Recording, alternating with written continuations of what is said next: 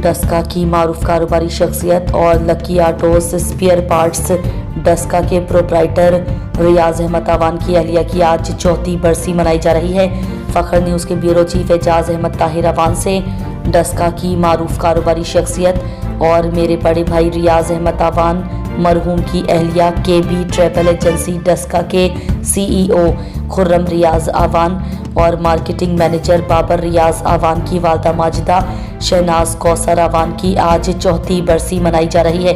उनके रूह के साले सवाब के लिए कुरान खानी और दुआए मगफिरत का भी एहतमाम किया गया है। वो तवील अरसा तक गुर्दों के आर्जा में मुब्तला रहीं। दुआ है कि अल्लाह ताला उनकी मगफिरत फरमाते हुए उनके दर्जात को बुलंद फरमाए और जन्नतुल फिरदौस में आला मुकाम भी अता फरमाए। आमीन सुम्मा आमीन। महकमा मौसमियात क्लाइमेट डेटा प्रोसेसिंग सेंटर के मुताबिक आज 30 जनवरी 2025 शबानुल मौज़म का चांद नजर आ गया है और शब बारात 13 फरवरी 2025 को होगी। फखर न्यूज़ के ब्यूरो चीफ एजाज अहमद ताहिर अवान की खुसूसी रिपोर्ट।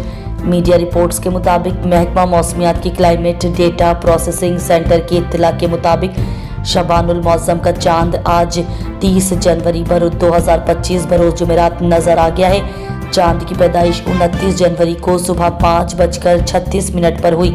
गुरूब आफ्ताब के वक्त चांद की उम्र 25 घंटे 4 मिनट थी और ये तकरीबन 57 मिनट तक आसमान पर मौजूद रहेगा। चांद देखने के दौरान मुत्तला कहीं साफ और कहीं अबरालूद रहा। रोयत हिलाल कमेटी की जानिब से चांद नजर आने की सरकारी तस्दीक कर दी गई है। शबानुल मौज़म का महीना 31 जनवरी 2025 से शुरू होगा।